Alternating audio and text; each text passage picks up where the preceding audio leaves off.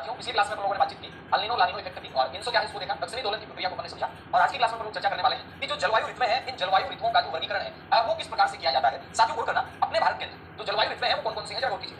चार प्रकार से जलवायु ऋतुएं बनती हैं। नंबर एक पे जलवायु ऋतु बनती है तो अपना उत्तर आएगा एक नंबर पे जो जलवायु ऋतु आती है वो अपन क्या कहते हैं, ग्रीष्म ऋतु। कौन सी ऋतु, ग्रीष्म ऋतु। ग्रीष्म ऋतु के बाद में नंबर दो पे अपने पास आती है कौन सी, तो अपन कहेंगे वर्षा ऋतु। वर्षा ऋतु के बाद में फिर आगे चलते हैं तो अपने पास आती है शरद ऋतु। और शरद ऋतु के बाद में साथियों अपने पास आ जाती है कौन सी ऋतु, शीत ऋतु। यानी अपने यूं कहें कि ये चार प्रकार की ऋतुएं अपने को देखने को मिलती हैं। हालांकि अगर अपन बात करें तो शरद ऋतु और शीत ऋतु ये दोनों शीत ऋतु के अंतर्गत ही आती है। अब साथियों गौर करना, ये अपने पास ऋतुएं नंबर एक पे ग्रीष्म ऋतु, फिर अपन ने कहा वर्षा ऋतु, फिर शरद ऋतु और उसके बाद में शीत ऋतु। गौर करना छोटी छोटी बात, यहाँ पर है ग्रीष्म ऋतु कब से लेकर कब तक। तो गौर कीजिएगा, ग्रीष्म जो ऋतु है ये कब से लेकर कब तक रहती है, तो आप क्या कहेंगे, ग्रीष्म ऋतु 15 मार्च से लेकर, कितने मार्च से लेकर, 15 मार्च से लेकर और अपने जो 15 जून तक का समय रहता है इसे अपन क्या कहते हैं, इसे कहते हैं ग्रीष्म ऋतु। इसके बाद नंबर दो पे बात आती है वर्षा ऋतु की। वर्षा ऋतु कब से लेकर कब तक है, 15 जून से लेकर, कितने जून से, तो अपन कहेंगे 15 जून से लेकर जो 15 सितंबर तक साथियों है वो कौन सी है, वो है वर्षा ऋतु। वर्षा ऋतु के बाद में शरद ऋतु की बात आती है तो 15 सितंबर से लेकर, कितने सितंबर से लेकर, 15 सितंबर से लेकर और ये 15 दिसंबर तक जो आता है, 15 सितंबर से लेकर 15 दिसंबर तक जो आता है इसे अपन क्या कहते हैं, तो अपना उत्तर आएगा इसे अपन कहते हैं क्या, तो अपन कहेंगे शरद ऋतु। और 15 दिसंबर से लेकर, कितने दिसंबर से,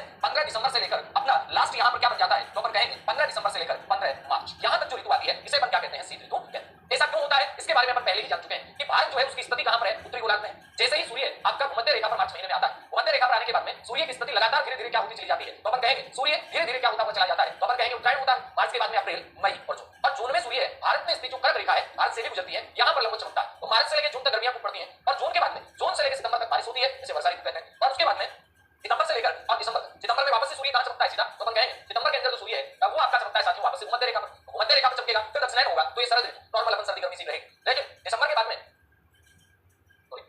दिसंबर के बाद में जैसे अपन आगे जाएंगे तो अपने पास आ जाएगा शीत ऋतु। दिसंबर के बाद में कौन सी ऋतु आ जाएगी, शीत ऋतु, 15 दिसंबर से लेकर 15 मार्च तक का। तो ये तो रहा जलवायु ऋतुओं का वर्गीकरण। अब अपन क्या करते हैं, एक एक जलवायु ऋतु को लेकर हुए चलते हैं। साथियों गौर करना, नंबर एक पे बात करते हैं कौन सी ऋतु की, तो अपन कहेंगे ग्रीष्म ऋतु। ग्रीष्म ऋतु का काल भारत में कब से लेकर कब तक रहता है, तो साथियों गौर करना ग्रीष्म ऋतु का जो काल है वो अपने भारत में कब से लेकर कब तक रहता है, तो ध्यान रखिएगा ग्रीष्म ऋतु का जो काल है वो भारत के अंदर रहता है मध्य मार्च से लेकर मध्य जून। बोलिएगा जरा कब से लेकर कब तक रहता है, मध्य मार्च से लेकर मध्य जून तक का जो काल है ये भारत में कैसा काल रहता है, तो अपना उत्तर आएगा ये भारत के अंदर आपका ग्रीष्म ऋतु का काल रहता है। इसके बाद नेक्स्ट क्वेश्चन बनेगा कि ग्रीष्म ऋतु के बाद में इसमें क्या क्या विशेष बातें। ग्रीष्म ऋतु की एक विशेषता, अपने भारत में उच्च तापमान देखने को मिलते हैं। अपने भारत में कैसे तापमान देखने को मिलते हैं, उच्च तापमान देखने को मिलते हैं और न्यून वायुदाब देखने को मिलते हैं। उच्च तापमान देखने को मिलते हैं, न्यून वायुदाब देखने को मिलता है। और यहाँ दो चीजें कह रहा हूँ, दक्षिण भारत में जो तटीय क्षेत्र है वहां पर तापांतर कोई ज्यादा नहीं पाया जाता, वहां पर ताप का अंतर कोई ज्यादा नहीं हो जाता। लेकिन याद रखना उत्तर एवं उत्तर पश्चिमी भाग, कहां बात कर रहे हैं हम, उत्तर एवं उत्तर पश्चिम भागों में क्या देखने को मिलता है, तो अपना उत्तर क्या आएगा, उत्तर एवं उत्तर पश्चिमी भागों में तापांतर की अधिकता देखने को मिलती है। इसके तापांतर की अधिकता देखने को मिलती है। साथियों गौर करना, यहाँ मैंने क्या कहा, उत्तर एवं उत्तर पश्चिमी भागों में किसकी अधिकता देखने को मिलती है, तापांतर की अधिकता देखने को मिलती है। इसके बाद में प्रश्न आएगा उच्च तापमान न्यून वायुदाब, उत्तर एवं उत्तर पश्चिम भागों में तापांतर की अधिकता। और विशेष बात जो यहाँ पे है वो क्या है, जरा गौर करना। विशेष बात है कि ग्रीष्म काल में अपने यहाँ पर एक स्थानीय जो आपका हवा चलती है उसे क्या कहते हैं, तो अपन कहेंगे इस स्थानीय हवा को यहाँ क्या कहा जाता है, अपने यहाँ पर लू कहते हैं। लू कैसी हवा है, लू गर्म हवा है। कैसी हवा है, गर्म। तो गर्मियों में अपने क्या क्या होता है, गर्मियों में याद रखना उच्च तापमान बन जाते हैं, न्यून वायुदाब बन जाते हैं और उत्तर एवं उत्तर पश्चिमी भागों में तापांतर की क्या देखने को मिलती है, अधिकता देखने को मिलती है। ये स्थितियां मार्च में होंगी, अप्रैल में होंगी, मई में होंगी और जून तक ये स्थितियां बनी रहेंगी। लेकिन जैसे ही अपन कहते हैं अपने सामने एक शब्द आता है और वो शब्द क्या आता है, वर्षा ऋतु आई नहीं है अभी, वर्षा ऋतु से आने से पहले एक शब्द अपने सामने आ जाता है और वो शब्द क्या है मित्रों, वो शब्द है प्री मानसून। प्री मानसून का मतलब क्या, हर चीज में प्री होने लगी, यहाँ भी प्री हुआ। अब प्री का मतलब क्या है, प्री मानसून का मतलब यहाँ ये ऐसा सुनो कि मानसून के आगमन से पहले की वर्षा, मानसून के आगमन से पहले की वर्षा, मानसून के आगमन से पहले की जो वर्षा है, आगमन से पहले की जो वर्षा है, इस पहले की वर्षा को अपन क्या कहते हैं, इसे कहते हैं मानसून का कौन सा, प्री मानसून। कौन सा मानसून कहेंगे, प्री मानसून। इसके बाद में एक आता है मानसून प्रस्फोट। प्री मानसून के बाद में अगर मैं यहाँ शब्द लिख दूं तो क्या आता है, तो अपने सामने आता है मानसून प्रस्फोट। क्या आता है, मानसून प्रस्फोट। इसका मतलब क्या होता है साथियों बताऊं मैं, इसका मतलब होता है कि अचानक से बारिश ना होना, अचानक से तेज बारिश ना होना, यहाँ पर कहे बारिश की धमाकेदार शुरुआत ना होना, ये क्या कहलाता है, मानसून प्रस्फोट। मानसून प्रस्फोट का मतलब क्या है, मानसून की अच्छी बारिश के साथ शुरुआत, मानसून की अच्छी वर्षा के साथ शुरुआत, अच्छी वर्षा के साथ जो शुरुआत है इसे अपन क्या कहते हैं, के साथ शुरुआत, इसे अपन कहते हैं मानसून का प्रस्फोट। क्या कहते हैं, मानसून का प्रस्फोट कहते हैं। इसके बाद में एक शब्द और आ जाता है, वो आ जाता है मानसून विच्छेद। इसका मतलब क्या होता है, हमने यहाँ पर बात चल पड़ी मानसून की तो मैं यहाँ किए जा रहा हूँ। मानसून विच्छेद का मतलब क्या है मित्रों, मानसून विच्छेद मतलब जैसे बारिश हो रही है और बारिश हो रही है और जैसे मान लो कि अचानक से 10 दिन बारिश नहीं हो, वर्षा ऋतु का काल चल रहा है, वर्षा ऋतु में बारिश भी हो रही है लेकिन अचानक से 10 दिन बारिश नहीं हो, तो ऐसी स्थिति को क्या नाम दिया जाता है, तो अपना उत्तर क्या आएगा ऐसी स्थिति को साथियों नाम दिया जाता है आपका कौन सा, ऐसी स्थिति को मानसून विच्छेद। यानी मानसून काल में बीच में कुछ दिनों तक वर्षा का नहीं होना। तो मानसून विच्छेद क्या है, तो अपन कहेंगे मानसून काल में, कौन से काल में भैया, तो याद रखना मानसून काल में, कौन से काल में, मानसून काल में। ध्यान देना मेरी बात पर, मैं कौन से काल की बात कर रहा हूं, मानसून काल की बात कर रहा हूं। मानसून काल में कुछ समय के लिए वर्षा का नहीं होना, कुछ समय हेतु वर्षा का नहीं होना, कुछ समय हेतु वर्षा का नहीं होना, वर्षा का नहीं होना। यानी कुछ समय के लिए जब वर्षा नहीं होती तो उसे अपन क्या कहते हैं, उसे कहते हैं मानसून का विच्छेद। प्री मानसून का मतलब मानसून के आगमन से पहले की वर्षा, आता है मानसून पुष्पों की अच्छी वर्षा के साथ शुरुआत होना। और मानसून विच्छेद क्या है, तो मानसून काल में कुछ समय हेतु वर्षा का नहीं। लेकिन अगली बात एक और पूछी जाती है, वो क्या पूछी जाती है, मानसून का निवर्तन। मानसून का निवर्तन क्या है, मानसून का निवर्तन कहें, मानसून का अपन लौटना कहें, एक ही बात है। मानसून का अपन आवर्तन कहें, मानसून का प्रत्यावर्तन, मानसून का प्रत्यावर्तन कहें, तो ये सारी चीजें एक ही है। इसका मतलब क्या है, मानसून का लौटना, मानसून का वापस जाना, मानसून का वापस जाना, मानसून का वापस जाना, ये क्या कहलाएगा, तो अपन कहेंगे मानसून का वापस जाना या मानसून का लौटना। इसे अपन क्या कहते हैं, मानसून का निवर्तन कहते हैं, मानसून का लौटना कहते हैं, मानसून का प्रत्यावर्तन भी कहा जाता है। तो याद रखेंगे कि मानसून का निवर्तन, मानसून का लौटना, मानसून का प्रत्यावर्तन, ये सारा का सारा ये है मानसून का वापस चले जाना। तो यहाँ पर आपने क्या देखा, यहाँ पर आपके सामने तीन शब्द आ रहे हैं। एक आ रहा है प्री मानसून, और प्री मानसून का मतलब आप क्या समझेंगे, प्री मानसून का मतलब साथियों आप ये समझेंगे कि मानसून से पहले की जो बारिश है इसे अपन किस नाम से जानते हैं, तो अपना उत्तर आ जाएगा इसे अपन प्री मानसून के नाम से जानते हैं। तो ये तो बात आ गई कि प्री मानसून। अब अपन बात करते हैं, अभी मानसून आया नहीं है, अभी मानसून आया नहीं है। अब मानसून के आने से पहले क्या होता है, मानसून के आने से पहले अपने भारत के अंदर कुछ बारिश हो जाती है जिसे अपन क्या कहते हैं, जिसे अपन कहते हैं प्री मानसून। और इस प्री मानसून को अलग अलग भागों में अलग अलग नामों से जाना जाता है। इस प्री मानसून को क्या किया जाता है, अलग अलग भागों में अलग अलग नामों से जाना जाता है। ठीक है, देखिएगा अब इसे कौन कौन से नामों से जाना जाएगा साथियों, वो कीजिए आपके सामने। ये अपने भारत का यहाँ पर मैंने क्या लिख दिया, मानचित्र बनाया। अब यहाँ वो ये करना है कि भारत के कौन कौन से भागों में इस प्री मानसून को क्या क्या नाम दिया जाता है, यहाँ पर ध्यान यही है। ध्यान दीजिएगा, अपने पूरे के पूरे नॉर्थ ईस्ट इंडिया में इसे असम वाले क्षेत्र में अगर बात करते हैं तो इसे क्या नाम दिया जाता है, याद रखना। असम में इसे कहते हैं बोरडोई जिला। क्या कहते हैं, असम में इसे बोरडोई जिला कहा जाता है। प्रश्न बनेगा कि बोरडोई जिला कहां की प्री मानसून बारिश है, तो अपना उत्तर आएगा बोरडोई जिला ये असम की है। बात करते हैं कि पश्चिम बंगाल में भी ये प्री मानसून की बारिश हो जाती है। इसे अपन क्या कहते हैं, इसे कहते हैं काल वैशाखी। इसे अपन क्या कहते हैं, इसे अपन काल वैशाखी के नाम से भी जानते हैं। क्योंकि काल वैशाखी पश्चिम बंगाल में ही है, लेकिन कई दफा क्या होते हैं, दो ऑप्शन आपको साथ मिल जाएंगे, पश्चिम बंगाल भी मिल जाएगा और आपको यहाँ पर आपका असम भी मिल जाएगा। तो इन दोनों के अंदर काल वैशाखी होती है, लेकिन सटीक जो आंसर है वो क्या होगा, पश्चिम बंगाल। इसके बाद में प्रश्न बना इस पूरे के पूरे नॉर्थ ईस्ट इंडिया में इसे किस नाम से जाना जाता है। साथियों गौर करना, इस पूरे के पूरे नॉर्थ ईस्ट इंडिया में इसे जिस नाम से जाना जाता है वो नाम आपका आ जाएगा कौन सा, नार्वेस्टर। प्रश्न बनेगा नार्वेस्टर क्या है, तो आपका उत्तर बनेगा मित्रों नार्वेस्टर जो है ये उत्तर पूर्वी भारत के अंदर जो प्री मानसून की बारिश है इसे अपन क्या कहते हैं, नार्वेस्टर कहते हैं। अच्छा गौर करना, ये असम वाला जो क्षेत्र देख रहे हैं यहाँ पर इसे चाय वृष्टि के नाम से भी जानते हैं। अब आप कहेंगे यहाँ चाय वृष्टि क्यों कहते हैं, क्योंकि यहाँ चाय के जो बागान है उनके लिए वर्षा अच्छी होती है। फिर यहाँ काल वैशाखी क्यों कहते हैं, जो पश्चिम बंगाल वाला इलाका है वहाँ काल वैशाखी इसलिए कहा जाता है क्योंकि वैशाख का महीना होता है, और वैशाख के महीने में ये जो आपका कौन सी अपन कहें प्री मानसून की बारिश ये वहाँ की खेती के लिए नुकसान पैदा करती है, इसलिए इसे क्या कहते हैं, काले वैशाखी। चलो ठीक है, इसके बाद में प्रश्न बना कि अपने यहाँ पर इस केरल वाले भाग में इसे क्या नाम दिया जाता है। साथियों गौर करना, अगर मैं केरल वाले भाग की बात करूंगा तो यहाँ पर इसे कहा जाता है, क्या कहा जाता है भैया, तो गौर करना यहाँ पर इसे आम्र वृष्टि कहा जाता है। क्या कहा जाता है इसे, तो अपन कहेंगे यहाँ पर इसे आम्र वृष्टि कहते हैं। जबकि अपन बात करते हैं कि ये जो कर्नाटक वाला भाग है यहाँ इसे किस नाम से जाना जाता है, यहाँ इसे कहते हैं चेरी ब्लॉसम। प्रश्न बनेगा कि कर्नाटक में इसे किस नाम से जाना जाता है, तो अपना उत्तर आएगा इसे चेरी ब्लॉसम कहते हैं। कर्नाटक में ही इसे क्या कहते हैं, कर्नाटक में इसे कॉफी वाली वृष्टि कहते हैं, यानी कर्नाटक वाले भाग में इसे कॉफी वृष्टि के नाम से भी जाना जाता है। इसके बाद आप प्रश्न कहेंगे हमने तो केरल में भी कॉफी वृष्टि पढ़ा है, बिल्कुल केरल और कर्नाटक के जो कॉफी के बागान है उनके लिए ये लाभदायक होती है, इसलिए इसे कॉफी वृष्टि कहते हैं। और इस प्री मानसून के आने से आम वगैरह भी जल्दी पक जाते हैं, केरल और कर्नाटक वाले भाग में दोनों में आम की फसलें होती हैं, तो इसे आम्र वृष्टि कहते हैं। और कर्नाटक में इसे स्पेशल नाम दिया जाता है फूलों वाली बोछा। क्या कहते हैं, तो अपन कहेंगे कर्नाटक में इसे कहा जाता है फूलों वाली बोछा। साथियों गौर करना, आप पढ़ेंगे सुनहरी बूंदों वाली वर्षा, वो कौन सी है, गोल्डन ड्रॉप कौन सी है, वो मावट को कहते हैं। गोल्डन ड्रॉप किसे कहा जाता है, मावट को कहा जाता है, सुनहरी बूंदों वाली वर्षा। जबकि अपन यहाँ किसकी बात कर रहे हैं, अपन यहाँ बात कर रहे हैं चेरी ब्लॉसम या कॉफी वृष्टि। अब एक एक के राज्यों के नाम देख लीजिएगा, सीधे सीधे से क्वेश्चन है वो आपसे पूछ लिए जाते हैं, तो आपको बता देना है चाय वृष्टि कहाँ होती है भैया, तो अपन कहेंगे असम में। बात करते हैं बोरडोई जिला भी कहाँ कहा जाता है, असम में। बात करते हैं काल वैशाखी की, काल वैशाखी इसका कहाँ नाम आता है, पश्चिम बंगाल में। बात करते हैं चेरी ब्लॉसम की, ये इसे कहाँ कहा जाता है प्री मानसून की वर्षा को, तो अपन कहेंगे कर्नाटक में। और आम्र वृष्टि की बात आती है तो आम्र वृष्टि कहाँ कहा जाता है, तो साथियों याद रखना केरल के अंदर इसे आम्र वृष्टि के नाम से जाना जाता है। यानी प्री मानसून की बारिश है, मानसून से पहले की बारिश है, जिसे अलग अलग नामों से जाना जाता है। और अपने प्रश्न भी बन सकता है, तो आप आराम से इसको नोट कर लीजिएगा। फिर अपन आगे चलते हैं कि प्री मानसून में क्या क्या बारिश होती है। पहली आम्र वृष्टि होगी, फूलों वाली बोछार होगी, काल वैशाखी होगी, उसके बाद में बोरडोई जिला कहते हैं अपन। और यहाँ पर अपन ने देखा कि आपका चेरी ब्लॉसम या फिर इसे अपन क्या कहते हैं, तो जरा कीजिएगा, इसे अपन चेरी ब्लॉसम या फिर फूलों वाली बोछार के नाम से भी जानते हैं। चेरी ब्लॉसम भी कह सकते हैं और अपन इसे क्या कह सकते हैं, फूलों वाली बोछार भी कह सकते हैं। अब बात ये आती है इसके बाद में क्या बात आती है कि अभी तो प्री मानसून आया है, अब मानसून भी आएगा। ये जो बारिश होती है ना, ये लगभग कब होती है, ये लगभग अप्रैल से लेकर और मई तक होती है। अप्रैल और मई में लगभग ये बारिश होती है, यानी मानसून आने से पहले की ये जो बारिश है इसे अपन प्री मानसून कहते हैं। अब इसके बाद में प्रश्न बनेगा कि अपने जो मानसून है, अपना जो मानसून है उस मानसून का आगमन कब होता है, कैसे होता है, उससे पहले जरा गौर करना। मैं यहाँ पर बात करता हूँ कि अपना जो गर्मियों यानी जस्ट गर्मी के बाद में अपन ने क्या पढ़ा, वर्षा ऋतु। गर्मी के बाद में अपन कौन सी ऋतु की चर्चा करते हैं, तो अपना उत्तर क्या आएगा, गर्मी के बाद में अपन चर्चा करते हैं साथियों वर्षा ऋतु। वर्षा ऋतु कब से लेकर कब तक रहती है, तो आपका उत्तर क्या बनेगा, वर्षा ऋतु रहती है कब से लेकर कब तक, तो अपन कहेंगे मध्य जून से लेकर, कौन से जून से लेकर, तो याद रखना मध्य जून से लेकर कब तक है, तो भाई साहब सुनना, मध्य जून से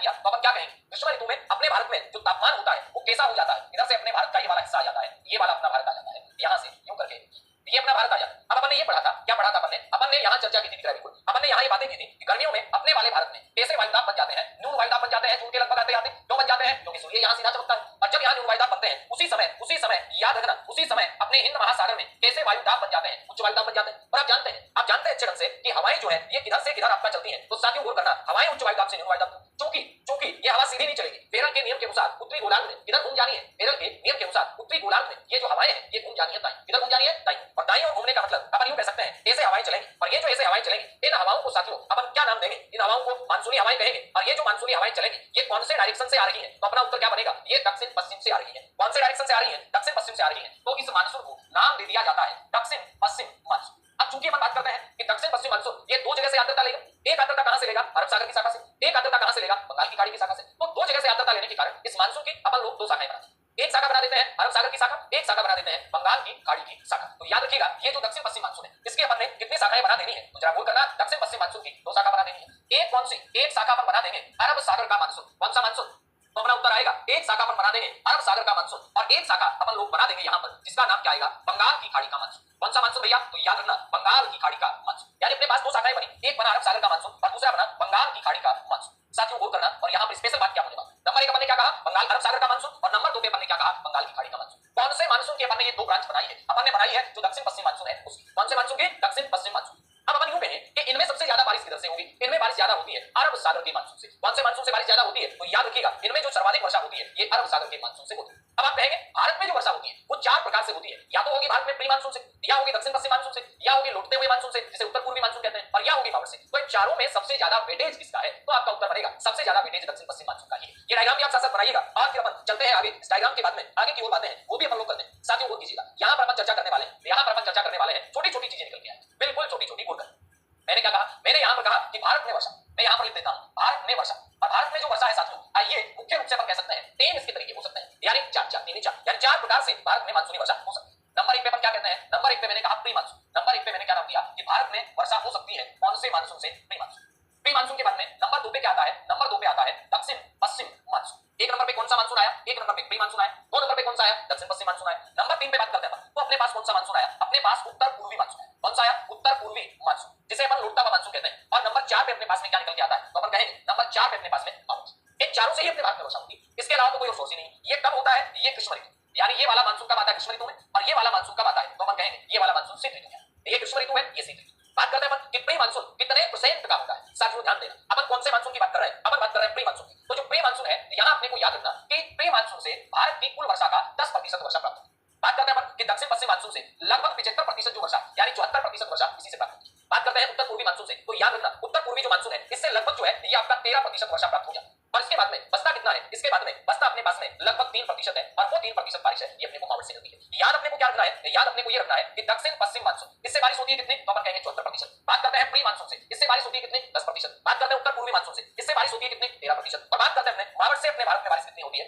तो सर्वाधिक बारिश किससे होती है, तो अपना उत्तर क्या आएगा, दक्षिण पश्चिम मानसून से। और दक्षिण पश्चिम मानसून में अपन लोग कितनी शाखाएं बना लेंगे, तो नंबर 1 पे क्या कहा मैंने, दक्षिण पश्चिम मानसून से अपन जो दो शाखाएं बनाएंगे, नंबर 1 पे शाखा बन जाएगी अरब सागर की शाखा, कौन सी बन जाएगी, अरब सागर की शाखा बन जाएगी। और नंबर 2 पे साथियों कौन सी शाखा बन जाएगी, तो अपन कहेंगे बंगाल की खाड़ी की शाखा। यानी अपन यूं कह सकते हैं कि अपना जो दक्षिण पश्चिम मानसून है इसकी कितनी ब्रांच बन गई, इसकी दो ब्रांच बन गई। एक कौन सी बनी, अरब सागर की शाखा, दूसरी कौन सी बनी, बंगाल की खाड़ी की शाखा। एक शाखा कौन सी बनी है, अरब सागर की शाखा, दूसरी शाखा कौन सी बनी है, बंगाल की खाड़ी की शाखा। चलिएगा ठीक बात। अब नेक्स्ट अपन क्या बात करेंगे कि अरब सागर की शाखा बनी, बंगाल की खाड़ी की शाखा बनी, इसमें जो ज्यादा वर्षा है, इन दोनों में अगर बात करेंगे तो इसमें जो सर्वाधिक वर्षा है वो किससे होती है, अरब सागर की शाखा से होती है। लगभग जो भारत की गर्मियों में बारिश होती है उससे ज्यादा वर्षा अरब सागर की शाखा से होती है। तो भारत के अंदर जो बारिश है इस बारिश को अपन कहेंगे लोगों में प्राप्त कर सकते हैं। लिखिएगा, फिर अपन आगे चलते हैं और की बातें अपन लोग कर लेते हैं साथ।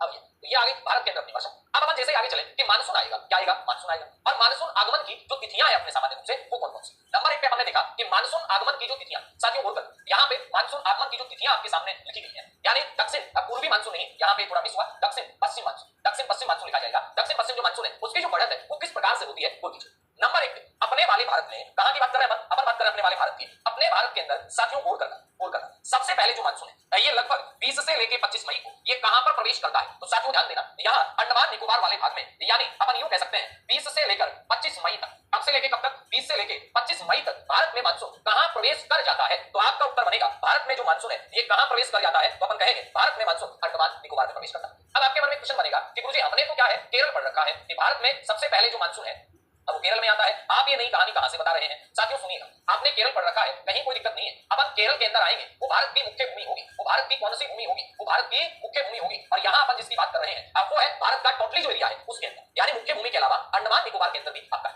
इसके बाद क्वेश्चन बना कि मानसून कहां प्रवेश करता है? मानसून लगभग 1 जून को केरल में प्रवेश करने के बाद में ये बंगाल की खाड़ी में जाता हुआ और ये इस प्रकार से ये मेघालय से गुजरता हुआ और फिर कहां पर, तो अपन यूं कहेंगे ये यहाँ पर बोले तो त्रिपुरा से उत्तर में निकलता हुआ और मिजोरम तक आ जाता है। कितनी तारीख की बात कर रहे हैं भैया? अपन यहाँ पर 1 जून की बात कर रहे हैं, यानी ये वाला जो बेल्ट होगा ना, ये वाला बेल्ट, इस बेल्ट में ये जो मानसून है ये 1 जून से लेकर 5 जून तक प्रवेश कर जाए। यहाँ पे कितनी जून याद रखनी है? यहाँ पर आपको 1 जून याद रखनी है। यहाँ पर कितनी जून याद रखनी है? तो साथियों बोल करना, यहाँ आपको याद रखना है 1 जून। 1 जून के बाद में ये वाला जो बेल्ट है यहाँ तक मानसून कब आ गया? 5 जून।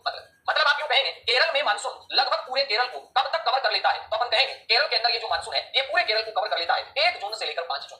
5 जून के बाद में फिर अपन बढ़ते हैं 10 जून में आते हैं, तो मानसून ये मध्य भारत के अंदर से आता है और यूं करके यूं बिहार से देते हुए और ये आपका नेपाल की तरफ ये वर्षा रेखा बन जाती है। इसके बाद में फिर करते हैं 10 जून के बाद में ये 15 जून। 15 जून में उत्तर भारत के विशाल मैदान में अपन कहें उत्तर प्रदेश तक ये मानसून आ जाता है। इसके बाद में बात करते हैं 1 जुलाई की। 1 जुलाई में मानसून है ये आपका राजस्थान वाले भागों से जाते हुए और फिर जम्मू कश्मीर तक चला जाता है। और बात करते हैं 15 जुलाई की, तो 15 जुलाई तक मानसून है ये सुदूर पश्चिमी भागों तक पहुंच जाता है। तो अपने पास मानसून के आगमन की तिथियां और करना प्रश्न आएंगे यहाँ से, मतलब आएंगे ही, इनको कोई रोकने वाला नहीं है और कोई इनके अंदर आपको चैलेंज करने वाला है। 10 जून तक मानसून कहां प्रवेश कर जाता है? मध्य भारत में। ये जो लाइन आप देख रहे हैं ये 10 जून की है। इससे नीचे ये वाली लाइन कितने जून की है? ये 5 जून की है। ये कितने जून की है? 5 जून की।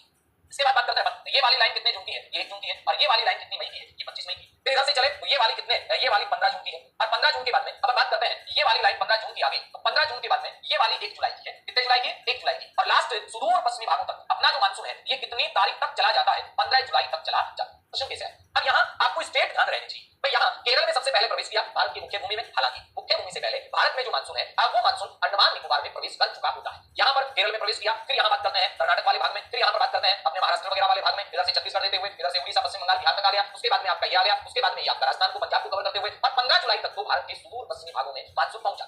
मानसून भारत की मुख्य भूमि में जून से एंटर हुआ, जून में, जुलाई में, अगस्त में, अभी कहां अगस्त में, जून में, फिर जुलाई, 15 जुलाई तक पूरे भारत को कवर कर लेता है। जुलाई तक बाकी बारिश होती है, अगस्त में बारिश होती है और सितंबर में, वो करना मेरी बात पर, सितंबर में जैसे मानसून आया है वैसे ही अब मानसून लौटना स्टार्ट कर देगा। यहां से लौटना स्टार्ट करेगा, 1 सितंबर को लौटेगा, फिर 15 सितंबर को लौटेगा, फिर 1 अक्टूबर को लौटेगा, फिर आपका 15 अक्टूबर को लौटेगा, फिर 1 नवंबर को लौटेगा, फिर 15 नवंबर को लौटेगा, फिर 1 दिसंबर को लौटेगा और नवंबर दिसंबर तक आते आते ये भारत से पूरी तरह हट जाएगा या फिर अपन कहें भारत से लौट जाएगा। तो ये मानचित्र जरूर आपके पास होना चाहिए। और ये जो तिथियां जो आप देख रहे हैं ना, ये तिथियां भी आपको क्या कर लेनी है? ये तिथियां भी आपको साथ साथ में नोट कर लेनी है। शाबाश।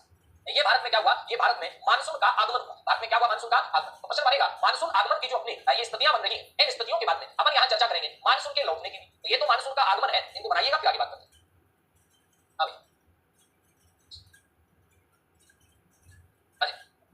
अब देखिएगा ये जैसे मानसून आया है, अगर मैं यहाँ बात करूं जैसे ये मानसून आया है तो यहाँ आगे आएगा अलग गिराएगा। ये देखिए मानसून आने के बाद में एक स्थिति और मैं यहाँ आपके सामने बनाई देता हूँ और वो स्थिति क्या है? तो वो पहले तो आपको वही बात, ये भारत वाला मानचित्र है, ये थोड़ा सा आपको आना चाहिए। ये अपने भारत का क्या है? ये अपने भारत का मानचित्र है। ये अपने भारत का क्या भैया? मानचित्र है। ये आ गया जी अपना भारत। चलो ठीक है, इधर से यूं करके यूं करके यूं करके यूं, ये आ गया सिक्किम वाला हिस्सा, ये नेपाल वाला हिस्सा और भाई साहब ये आ गया भारत। आ गया भारत, आ गया मुझे आ गया, बहुत बढ़िया बहुत बढ़िया। अब देखिएगा इसके बाद अपन बात करते हैं भारत में मानसून आया था, बिल्कुल आया था। अब भारत से मानसून लौटना स्टार्ट करेगा। ये आ गया जी 1 सितंबर। कितनी तारीख को मानसून लौट रहा है? मानसून ने लौटना स्टार्ट किया 1 सितंबर। 1 सितंबर के बाद में यहाँ से फिर मानसून लौट रहा है। अब की बार ये कितनी तारीख आ गई? ये आ गई 15 सितंबर। इसके बाद में फिर भारत के मध्य भाग से लगभग मानसून लौट गया है। कितनी तारीख को? तो यहाँ पर ये तारीख बन जाती है 1 अक्टूबर। कितने अक्टूबर है? 1 अक्टूबर। इसके बाद में 15 अक्टूबर को भारत के इन भागों से मानसून है ये हट जाता है। कितने अक्टूबर तारीख बन गई? तो अपना उत्तर आएगा 15 अक्टूबर बन गई। और 15 अक्टूबर के बाद में उसके बाद अपन बात करते हैं तो यहाँ पर ये वाला ये कितना नवंबर बन गया भाई साहब? 1 नवंबर। 1 नवंबर के बाद में ये वाला यहाँ से फिर मानसून लौटा, ये कितना नवंबर बन गया? ये 15 नवंबर बन गया। और 15 नवंबर के बाद में 15 नवंबर के बाद में 1 दिसंबर। कितना दिसंबर? 1 दिसंबर। 1 दिसंबर को मानसून लौटा और लास्ट अपन कहेंगे 15 दिसंबर तक जाते जाते तो पूरे भारत से मानसून है ये लौट ही जाता है। सितंबर से लेकर दिसंबर तक का पूरा काल है, ये क्या कहलाता है? ये मानसून के लौटने का काल कहलाता है, ये मानसून के विड्रॉल होने का काल कहलाता है। यानी अपन यहाँ लिख सकते हैं मानसून के लौटने की तिथियां, मानसून के लौटने की जो तिथियां हैं, लौटने की जो तिथियां हैं ये कौन कौन सी हैं? तो भारत का मानसून लौटा है तो याद रखिएगा नंबर 1 पे हमने क्या कहा? 1 सितंबर, उसके बाद में 15 सितंबर, उसके बाद में 1 अक्टूबर, उसके बाद में 15, फिर 1 नवंबर, फिर 15 नवंबर और यहाँ आते आते 1 दिसंबर और 15 दिसंबर। ये मानसून लौटा है और वो मानसून आया था। अभी अपन ने जिस डायग्राम की बात की थी वहां पर मानसून आया था और अभी आगे अपन ने बात की वहां मानसून क्या हुआ? लौटा। अब देखिएगा मानसून आ भी गया, समझ रहे हैं ना बात? लिखिएगा फिर आगे चलते। अच्छा अब देखिएगा अपन लोग बात करते हैं कि ये जो मानसून आया, इस मानसून के आने के बाद अपन मानसून की शाखाओं की बात करते हैं। अपन लोग किसकी चर्चा करते हैं? मानसून की जो शाखाएं हैं इन शाखाओं की अपन लोग बात करते हैं। यहाँ पर अपन ने बात की कि मानसून की कितनी शाखाएं बन जाएंगी। तो एक शाखा अपने पास बन जाएगी जो अरब सागर से लेकर चलेगी, जिसे अपन क्या कहेंगे? जिसे अपन कहेंगे अरब सागर की शाखा। मानसून का क्या नाम है? दक्षिण पश्चिम। मानसून का क्या नाम है? दक्षिण पश्चिम। और दक्षिण पश्चिम जो मानसून है इसकी कितनी शाखाएं बन गई? इसकी 2 शाखाएं बनी। नंबर 1 पे अपन क्या कह रहे हैं? नंबर 1 पे शाखा बनी अरब सागर की शाखा। कौन सी शाखा बनी? अरब सागर की शाखा। और नंबर 2 पे अपन बात करते हैं तो कौन सी शाखा बन जाती है भाई साहब? याद रखना, बंगाल की खाड़ी की शाखा। यानी बंगाल की खाड़ी की जो शाखा है, अरे ये शाखा कौन सी है? ये शाखा है जो बंगाल की खाड़ी से आर्द्रता लेगी। और बात करते हैं अपने अरब सागर की शाखा कौन सी है? जो अरब सागर से आर्द्रता लेगी। चलो ठीक बात है, ये दक्षिण पश्चिम मानसून की 2 शाखाएं बन जाती हैं। अब अपन बात करते हैं कि मानसून के ये तो दोनों शाखाएं, मानसून भारत में प्रवेश कहां करता है? सीधा सा प्रश्न आपसे बनेगा, क्या बनेगा? प्रश्न ये बनेगा कि भारत में सर्वप्रथम मानसून प्रवेश करता है। भारत में सर्वप्रथम मानसून कहां प्रवेश करता है? मानसून प्रवेश करता है। और उसके बाद में आपके सामने यहां पर 4 ऑप्शन आए। आपके सामने ऑप्शन में केरल भी आ जाए, आपके सामने ऑप्शन के अंदर आपका अंडमान निकोबार भी आ जाए, अंडमान निकोबार भी आ जाए, आपके सामने यहां पर ऑप्शन के अंदर आपका कर्नाटक भी आ जाए, और आपके सामने ऑप्शन में यहां पर साथियों जैसे कि मैंने कहा कोई नहीं दिया चाहिए। ये 4 ऑप्शन आपको मिल जाते हैं। तो आप क्या जवाब देंगे? आपने तो रटा रखा है जवाब है केरल का। नहीं, भारत में सबसे पहले मानसून है ये प्रवेश कहां करता है? अंडमान निकोबार। लेकिन दूसरी टाइप का प्रश्न आ जाए कि भारत की मुख्य भूमि में मानसून सर्वप्रथम कहां प्रवेश करता है? भारत की मुख्य भूमि में मानसून सर्वप्रथम कहां प्रवेश करता है? मानसून सर्वप्रथम कहां प्रवेश करता है? मानसून सर्वप्रथम कहां प्रवेश करता है? कहां प्रवेश करता है? साथियों बोल करना, प्रवेश करता है। यहां बात आ रही है मुख्य भूमि की। यहां किसकी बात आ रही है? मुख्य भूमि की बात आ रही है। और जब मुख्य भूमि की बात आएगी तो मुख्य भूमि में जो मानसून है वो सबसे पहले कहां प्रवेश करता है? तो अपना उत्तर क्या बनेगा? मुख्य भूमि में सबसे पहले कहां प्रवेश करता है? तो आपका जवाब आएगा मुख्य भूमि में केरल में जो मानसून है वो सबसे पहले प्रवेश कर जाता है। तो मानसून सबसे पहले प्रवेश मुख्य भूमि में केरल में करता है, और सामान्य रूप से अगर अपन देखें तो अंडमान निकोबार में करता है। चले आगे चलते। अब हमने बात की शाखाएं बने तो बना ली, एक अरब सागर की शाखा, एक बंगाल की खाड़ी की शाखा। चलिएगा अपन पहले अरब सागर की शाखा से संबंधित जो प्रश्न बनते हैं इनकी बातचीत करते हैं। ये कौन से प्रश्न है? ये अपने अरब सागर की शाखा से संबंधित है जो बनने वाले हैं। साथियों बोल दीजिए, यहां पर बात कर रहे हैं कि अरब सागर की जो शाखा, इससे अपने भारत में बारिश कहां होगी, कैसे होगी, इन तमाम मुद्दों पर चर्चा। ये अरब सागर, यहां आप जानते हैं, इधर आप जानते हैं कि एक घाट आता है, एक पर्वत आता है। और साथियों एक पर्वत तो यहां पर ये आता है जिसे अपन क्या कहते हैं? जिसे अपन अरावली कहते हैं। उसके बाद में अपन यूं बात करें, एक पर्वत यहां आता है जिसे अपन क्या कहते हैं? अपन कहेंगे इसे अपन पश्चिमी घाट कहते हैं। क्या कहते हैं? पश्चिमी घाट। उसके बाद अपन जानते हैं, उसके बाद अपन अच्छे ढंग से जानते हैं, क्या जानते हैं अच्छे ढंग से? कि इधर से एक पर्वत आता है जिसे अपन क्या कहते हैं? जिसे अपन कहते हैं विंध्याचल। और विंध्याचल के जस्ट नीचे एक इधर पर्वत आता है जिसे अपन क्या कहते हैं? जिसे अपन कहते हैं सतपुड़ा। क्या कहते हैं? सतपुड़ा कहते हैं। अब आप ये भी जानते हैं, नहीं जानते तो जानना चाहिए कि इधर से एक नदी जाती है, इधर से एक नदी जाती है, और इस नदी को अपन क्या कहते हैं? इस नदी को अपन कहते हैं नर्मदा। और नर्मदा के नीचे एक नदी जाती है जिसे अपन क्या कहते हैं? ताप्ती। जिसे अपन क्या कहते हैं? ताप्ती। अब गौर कीजिएगा मेरी बात पर और ध्यान दीजिए। यहां मैंने कहा कि अरब सागर की शाखा, कौन सी शाखा भैया? अरब सागर की शाखा। अरब सागर की शाखा है, चूंकि मानसून यूं प्रवेश करता है, अरब सागर की शाखा पहले भारत की मुख्य भूमि वाले भाग में यहां टकराती है और क्या करवाती है? बारिश करवाती है। यहां टकराती है और क्या करवाती है? बारिश करवाती है। लेकिन अपन बात कर रहे हैं कि ये वाला जो भाग है, ये क्या रह जाता है? साथियों गौर करना, ये वाला भाग है, ये क्या रह जाता है? शुष्क रह जाता है। ये वाला भाग क्या रह जाता है? तो अपन कहेंगे ये वाला भाग है, ये क्या रह जाता है? शुष्क रह जाता है। अब गौर करना, मैंने आपको एक बात बताई थी पीछे वाली क्लास में, कोई भी पर्वत होता है उसके 2 तरफ के ढाल होते हैं। एक पर्वत का ये भाग होता है, एक पर्वत का ये भाग होता है, जिधर से हवा आई, हवा टकराएगी, हवा टकरा के ऊपर उठेगी, ऊपर उठने के बाद में यहां पर क्या होगा? यहां पर संघनन होगा और यहां पर बारिश आ जाएगी। लेकिन ये वाला भाग है, यहां किसी भी प्रकार की बारिश नहीं होगी। यानी अपन यूं कहें, ये वाला जो भाग है इसे अपन क्या कहते हैं? इसे अपन वृष्टि छाया प्रदेश कहते हैं। ये वाला क्षेत्र क्या कहलाता है? वृष्टि छाया। सेम यही कहानी हुई, और यहां पर बारिश नहीं होगी। क्यों नहीं होगी? नंबर 1 जो वजह है वो है कि तमिलनाडु का पूर्व मंडल जो तट वाला भाग है, और तमिलनाडु में ये क्या रह जाता है? ये अरब सागर के वृष्टि छाया प्रदेश में। आप क्या कहेंगे? यह है अरब सागरीय शाखा के, कौन सी शाखा के? अरब सागरीय शाखा के कौन से प्रदेश में पड़ता है? तो साथियों ध्यान देना, अरब सागरीय जो शाखा है इसके वृष्टि छाया प्रदेश में ये पड़ता है। नंबर 1 नंबर दूसरी बात, ये सूखा क्यों रह जाता है? क्योंकि अपन अभी बात करेंगे इधर से क्या होगा? तो अपन कहेंगे इधर से आपकी एक शाखा जाएगी जिसे अपन क्या कहेंगे? बंगाल की खाड़ी की शाखा। अरब सागर की शाखा वाले तो क्या रह गया?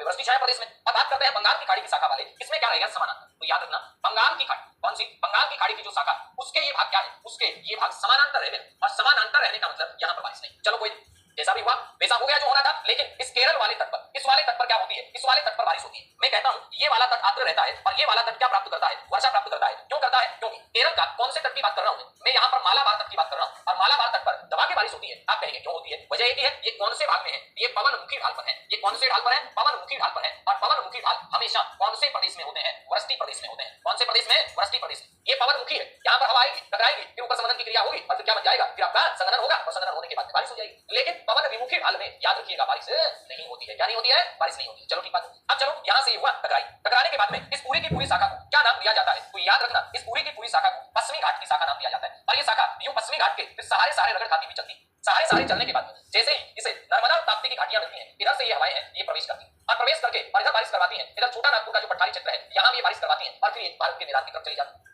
नंबर तीसरी शाखा इधर गुजरात के सौराष्ट्र वगैरह से होते हुए अरावली के समानांतर है, ये निकल जाता है। तो अपन ने अरब सागर की शाखा में 3 उप शाखाएं बनाई। अरब सागर की शाखा की शुरुआत कहां से होती है? केरल के मालाबार तट से होती है। केरल के मालाबार तट पर खूब बारिश होती है। कहां होती है बारिश? तो अपना उत्तर आएगा केरल के मालाबार तट पर क्या होती है? बारिश होती है। चलो ठीक बात, मान लिया आपकी बात। कहां होती है बारिश? केरल के मालाबार तट पर। चलो ठीक।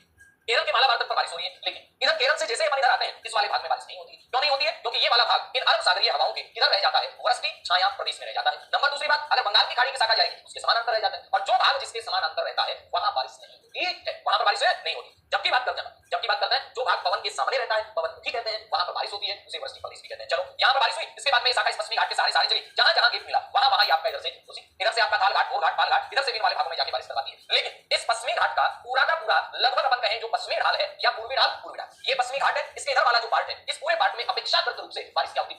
इधर मंगलोर में बारिश होती है, बेंगलोर में नहीं होती। इधर मुंबई में होती, पुणे में नहीं होती। क्यों? पुणे है, बेंगलोर है, ये कौन से प्रदेश में आ जाते हैं? ये वृष्टि छाया प्रदेश में आ जाते हैं। तो अरब सागर की जो शाखा है इसकी 3 उपशाखाएं बनती हैं। कितनी? तो अभी लीजिए, अरब सागर की शाखा, अरब सागरीय शाखा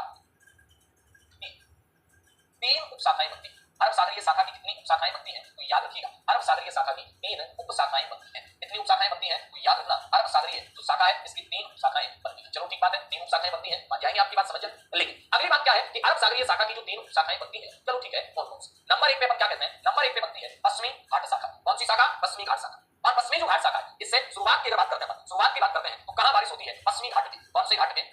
पश्चिमी घाट पे, पश्चिमी भाग पर या पश्चिमी ढाल पर वर्षा होती है। पश्चिमी घाट के पश्चिमी ढाल पर वर्षा होती है। और यहां बात करते हैं अपन, इस शाखा की जब शुरुआत होती है तो बारिश कहां होती है? तो अपन कहेंगे केरल के मालाबार तट पर। केरल के कौन से तट पर? मालाबार तट पर बारिश होती है। केरल के मालाबार तट पर वर्षा होती है। इसके अलावा याद रखना, पश्चिमी तट पर वर्षा होती है, पश्चिमी तट पर वर्षा होती है। और याद रखना, पश्चिम तट के भागों में जैसे जैसे आप दक्षिण से उत्तर की ओर जाएंगे वर्षा की मात्रा कम होगी, यानी दक्षिण से उत्तर की, दक्षिण से किधर की बात कर रहे हैं अपन? दक्षिण से उत्तर की ओर वर्षा की मात्रा कम होती है, वर्षा कम होती है। अपन जैसे जैसे दक्षिण से उत्तर की ओर आते हैं वर्षा क्या होती है? कम होती है। ये 3 बातें आगे पश्चिमी घाट शाखा। इसके बाद में नंबर दूसरी जो शाखा आती है, अब वो शाखा की कौन सी आती है? नर्मदा ताप्ती घाटी की शाखा। कौन सी? नर्मदा ताप्ती घाटी की उपशाखा। नर्मदा ताप्ती घाटी की उपशाखा। नर्मदा ताप्ती जो घाटी है इसकी जो उपशाखा है, यहाँ भी ये भी अरब सागर की ही आती है। यहाँ क्या होगा? इन घाटियों से, अब लिखिएगा, इन घाटियों से प्रवेश करके छोटा नागपुर के पठार तक, छोटा नागपुर के पठार तक इस शाखा से वर्षा होती है। इस शाखा में वर्षा होती है। इस शाखा से क्या होती है? वर्षा होती है। उसके बाद में मैदानी क्षेत्र में बंगाल की खाड़ी से जो शाखा है उससे मिल जाती है। नंबर 3 पे अपन बात करते हैं, तो नंबर 3 पे आपका कौन सी आ जाती है? तो अपन कहेंगे सौराष्ट्र व अरावली शाखा। इसमें क्या होगा? ये सौराष्ट्र तक से प्रवेश करके अरावली के समानांतर जाती है। कहां तक जाती है? दिल्ली तक। दिल्ली से आगे शिमला तक। और फिर कहां? हिमाचल में याद रखना, धर्मशाला में। इधर से अरब सागर की शाखा आएगी, इधर से बंगाल की खाड़ी की शाखा आएगी, और दोनों शाखाओं का मिलन होगा। और मिलन होने के बाद में वहां पर क्या होगी? वहां पर बारिश होगी। कैसी बारिश होगी? बादल बनेंगे, बादल फटेंगे। कई बार फटता है ना, हिमाचल में बादल फटे, उत्तराखंड में बादल फटे। तो बादल फटने की घटनाएं कब होती है? जब दो अपन कहें शाखाएं आकर मिलती हैं, तब जाकर वहां बादल फटने की घटनाएं होगी। तो सौराष्ट्र व अरावली की उपशाखा, सौराष्ट्र व अरावली की उपशाखा, ये शाखा नहीं है, अरावली की उपशाखा। ये जो उपशाखा है ये क्या करेगी? सौराष्ट्र से प्रवेश करते हुए अपन कहेंगे ये वाली उपशाखा सौराष्ट्र से प्रवेश करते हुए, सौराष्ट्र से प्रवेश करके इधर ध्यान दीजिएगा, सौराष्ट्र से प्रवेश करके अरावली के समानांतर, इसके समानांतर, अरावली के समानांतर, सौराष्ट्र से प्रवेश करके अरावली के समानांतर चलती हुई कहां पर जाके? ध्यान दीजिएगा, हिमाचल प्रदेश के धर्मशाला में जाकर। कहां जाकर? चलती हुई धर्मशाला। कहां पर? धर्मशाला में। कौन सी शाला में? धर्मशाला है कहां पर? हिमाचल प्रदेश में। धर्मशाला हिमाचल प्रदेश में। किससे मिल जाती है? बंगाल की खाड़ी की शाखा से मिलती है। बंगाल की खाड़ी की शाखा से मिलती है। यानी वहां चलकर किससे मिल जाती है? तो अपना उत्तर आएगा बंगाल की खाड़ी की जो शाखा है उससे ये मिल जाती है। कौन से? अरब सागर वाली जो अपनी शाखा है ये, इसकी 3 उपशाखाएं बनती हैं। फटाफट से लिख लीजिएगा भैया, फिर अपन चलते हैं आगे और करते हैं बातें, है ना। ये उपशाखा है, पहली पश्चिमी घाट के तटवर्ती ढाल से टकराने के बाद में वर्षा करवाएगी, है ना। दूसरी शाखा आपका नर्मदा ताप्ती नदी की घाटियों से जाएगी, और तीसरी उपशाखा है अरावली पर्वत के समानांतर है, ये आपका कहां पर है? ये पंजाब हरियाणा से जाते हुए और लास्ट में धर्मशाला में चली जाएगी। अब बात करते हैं अपने कौन सी? अब बात करते हैं अपन बंगाल की खाड़ी की जो उपशाखा है उसकी उपशाखा। अच्छा, अब देखिएगा बंगाल की खाड़ी की जो अपन कहे मानसून है तो वो किस प्रकार से आता है और कैसे बारिश वगैरह करवाता है, ये बात करते हैं बंगाल की खाड़ी की शाखा। जरा वो कीजिएगा, यहाँ बंगाल की खाड़ी की जो शाखा है वो यहाँ से बारिश करवाना शुरू करेगी। यहाँ अपन जानते हैं, यहाँ इधर से ये आपका ये मानसूनी हवाएं यूं जाती है, इधर से यूं जाती है, ऐसे जाती है। लेकिन आप पता है, आप जानते हैं कि यहाँ पर हिमालय पर्वत, और ये हिमालय जो पर्वत यहाँ पे आता है साथियों, इस प्रकार से अपन कहें ये यहाँ पर हिमालय पर्वत है, और हिमालय पर्वत का ये यहाँ पर यूं बैंड है, सेंटेक्सियल बैंड जिसे अपन कहते हैं, अक्ष संख्यक घुमाव जिसे अपन कहते हैं, ये पूरा हिमालय। अब यहाँ पर जैसे ही ये जाएंगे, वैसे यहाँ पर हिमालय को रोक लेंगे। और हिमालय रुकने का मतलब यहाँ मेघालय के अंदर गारो खासी जयंती की पहाड़ियां, इनसे टकरा के खूब बारिश करवाएं। और उसके बाद में हिमालय के सहारे यूं चलें, और यूं चलकर इधर से जो आपका आ रही थी, कौन सी? इधर से आ रही थी अरब सागर की शाखा, यहाँ जाकर क्या होगी? यहाँ जाकर ये आपका ऐसे मिलेगी, ऐसे मिलकर यहाँ पर क्या होगा? यहाँ पर बादल वगैरह बनेंगे और खूब बारिश हो जाएगी। ये धर्मशाला है जहाँ पर ये दोनों शाखाएं आकर मिल जाती है। ये क्या है? ये धर्मशाला है, याद रखना, जहाँ पर ये दोनों शाखाएं मिल जाती है। ये बंगाल की खाड़ी की शाखा। बंगाल की खाड़ी की शाखा अपने भारत में ऐसा नहीं है कि सीधा बांग्लादेश में जाती है, फिर यहाँ मेघालय की गारो खासी जयंती की पहाड़ियों में बारिश करवाती है, फिर यहाँ पर उत्तर पूर्वी भारत में रुकेंगे नहीं। इससे पहले भी ये जो शाखा है ये यहाँ पर अपन कहें ये वाला जो है इधर से, जैसे कि मैंने बात किया कृष्णा नदी की घाटी से प्रवेश करती है, इधर से मैंने बात किया इधर से यहाँ पर एक घाटी और बनती है, जरा गौर करना। यहाँ पर क्या है कि जैसे ये गेप बनता है तो छोटे छोटे से चक्रवात बनते हैं और इधर से ये शाखा प्रवेश करती है महानदी की घाटी से, गोदावरी की घाटी से, और अपन बात करते हैं इसके अलावा यहाँ पर कृष्णा नदी की घाटी से, यानी इधर से कृष्णा नदी, इधर से आपका महानदी, इधर से आपका गोदावरी, इधर से महानदी, इन नदी घाटियों से भी ये बंगाल की खाड़ी की जो शाखा है ये भारत में क्या कर जाती है, प्रवेश कर जाती है। प्रवेश करती है इनसे प्रवेश करके मध्य भारत में वर्षा करवाती है, छोटा नागपुर के पठार को भी कवर करेगी, बिहार उत्तर प्रदेश में भी बारिश करवाएगी। लेकिन इसके बाद जो मेन बंगाल की खाड़ी की शाखा है ये पहले तो कहां बारिश करवाएगी, गारो खासी जयंती की पहाड़ी में। कौन सी पहाड़ियों में भैया, तो गौर कर लेना, यहां पर पहाड़ियां आती हैं, कौन सी, गारो खासी और जयंती की पहाड़ी। गारो खासी जयंती की पहाड़ियां है कहां पे, तो अपना उत्तर आएगा गारो खासी जयंती की पहाड़ियां मेघालय। और यहाँ पर इस खासी की जो पहाड़ियां ये सारी पहाड़ियां कैसे हैं, ये इस प्रकार से कीपा का रूप में है, और कीपा का रूप में ये जो पहाड़ियां यहाँ पर फैली हुई है, तो यहाँ मासिन राम चेरा पूंजी, कौन सा चेरा पूंजी, याद रखिएगा मासिन राम चेरा पूंजी, यहाँ पर जाकर ये हवाएं खूब टकराती हैं, आर्द्रता से परिपूर्ण है, रास्ते में कोई मिला नहीं है और दबा के बारिश करवाएंगे। क्वेश्चन बना कि भारत में सर्वाधिक जो वर्षा है वो कौन सी शाखा से होती है, बंगाल की खाड़ी की शाखा से नहीं होती है, सर्वाधिक वर्षा वाला स्थान किस शाखा में है, तो अपना उत्तर आएगा बंगाल की खाड़ी की शाखा। नाम क्या है, मासिन राम चेरा पूंजी, क्या नाम भैया, मासिन राम चेरा पूंजी है कहां पर, मासिन राम चेरा पूंजी, तो अपना उत्तर आएगा मेघालय में। क्या प्रश्न बनाएंगे, यानी विश्व की सर्वाधिक वर्षा कहां की, विश्व की सर्वाधिक वर्षा कहां होती है, तो अपना उत्तर क्या आएगा, विश्व की सर्वाधिक वर्षा मासिन राम चेरा पूंजी में होती है। विश्व की सर्वाधिक वर्षा कहां होती है, मासिन राम चेरा पूंजी के अंदर होती है। कौन सी शाखा से, बंगाल की खाड़ी की शाखा से। कितने सेंटीमीटर होती है, यहाँ 1100 सेंटीमीटर से प्लस बारिश होती है, कई बार 1125, 1140, 1145, 1210 तक भी बारिश हो जाती है। इसके बाद बात करते हैं गारो खासी जयंती की पहाड़ियों में इस हिमालय के बैंड से टकराई, और फिर यहाँ पर कहां पर, तो अपन कहेंगे हिमालय के रगड़ खाते नीचे। अब आपके मन में क्वेश्चन आएगा कि ये मानसून जो है ये तो दक्षिण पश्चिम का मानसून था, अब ये भारत में इधर से क्यों जा रहा है, इधर से ये क्यों जा रही है। कई बार प्रकृति भी मौका देखती है इधर से मिल रहा है उधर से कर लेंगे, और कई बार प्रकृति की भी मजबूरी होती है, यहाँ कोई फेरल का नियम लागू नहीं होगा। आप कहेंगे कि यहाँ हिमालय आ गया तो हवाओं को दाईं साइड में मुंह जाना चाहिए था, भाई साहब हिमालय खड़ा है बिल्कुल एक ताकतवर रूप में, नहीं मुड़ने देगा। तो प्रकृति अपने को सिखा रही है कि जब कई बार अपने सामने अपने को लगे कि ये बड़ी ताकत है तो अपने को थोड़ा सा क्या करना चाहिए, विवेक से काम में लेते हुए, क्या करना चाहिए, विवेक से काम में लेते हुए अपने को सहारे निकल जाना चाहिए। यानी आप कह रहे हैं कि सड़क के दाएं किनारे चलेंगे, बाएं किनारे चलना चाहिए, लेकिन आप देख रहे हैं कि सामने बड़ा सारा टोला है और वो अपनी तरफ दौड़ के आ रहा है, वहां नियम का पालन करेंगे क्या, नहीं, दौड़ के दाईं तरफ भी चले जाएंगे। क्यों, क्योंकि अगर वहां नियम का पालन करेंगे तो मारे जाएंगे ना। वही कहानी यहाँ प्रकृति बता रही है कि यहाँ पर ये हवाएं आई बंगाल की खाड़ी की शाखा, या बारिश करवाती है मेघालय में गारो खासी जयंती में, क्यों करवाती है, ये पहाड़ियां कैसे आकार में है, तो याद रखना ये पहाड़ियां कीपा आकार में है। यहाँ बारिश करवाने के बाद में ये हिमालय के सहारे इधर जाती है और धर्मशाला में बारिश करवाती है, इधर से आपका कृष्णा नदी की घाटी से प्रवेश करती है, इधर से गोदावरी नदी की घाटी से प्रवेश करती है, इधर से आपका महानदी की घाटी से प्रवेश करती है, और ये मध्य भारत में वर्षा करवाती है। क्वेश्चन बनेगा कि बंगाल की खाड़ी की शाखा, ध्यान देना मैं क्या कह रहा हूं, बंगाल की खाड़ी की शाखा अपने भारत के अंदर प्रवेश तो दक्षिण पश्चिम मानसून के रूप में करती है, प्रवेश तो किधर करती है, दक्षिण पश्चिम मानसून के रूप में करती है, लेकिन इस शाखा की जो विशेष पौने हैं उत्तर पूर्वी भारत के अलावा अपने भारत में ये आपका पूर्व से एंटर करती है, तो इन हवाओं को पूर्वैया भी कहा जाता है। बाकी इधर वाले भारत में दक्षिण पूर्व से एंटर करती है, मानसून तो दक्षिण पश्चिमी है, दक्षिण पूर्व नहीं है। उसके बनने दो ब्रांच बनाई थी, एक अरब सागर की ब्रांच बनाई थी, एक अपन ने बंगाल की खाड़ी की ब्रांच बनाई थी। अरब सागर की ब्रांच के बनने सब ब्रांच बनाई थी, और कौन सी, एक अपन ने बनाया पश्चिमी घाट की शाखा, एक अपन ने बनाया नर्मदा ताप्ती घाटियों की शाखा, एक अपन ने बनाया सौराष्ट्र अरावली की शाखा, ये तीनों शाखाएं बनाई। इधर से बंगाल की खाड़ी की सर्वाधिक वर्षा कहां होती है, मासिन राम चेरा पूंजी में। जबकि बात करते हैं सबसे कम वर्षा, भारत में सबसे कम वर्षा कहां होती है, आपसे ये प्रश्न पूछा जाए कि भारत में सबसे कम वर्षा कहां होती है, तो साथियों याद रखना भारत में सबसे कम वर्षा कहां होती है, लेह में होती है। जैसे जैसे आप इधर से इधर बढ़ते चले जाएंगे वर्षा की मात्रा में कमी होती चली जाएगी। यानी अपने पास दो ट्रेंड बनते हैं, दो ट्रेंड क्या बनते हैं, पूरब से, इधर से भैया तो याद रखना पूरब से पश्चिम की ओर जाने पर, पूरब से पश्चिम की ओर जाने पर, पूरब से पश्चिम की ओर जाने पर, पूरब से पश्चिम की ओर तथा पूरब से पश्चिम की ओर तथा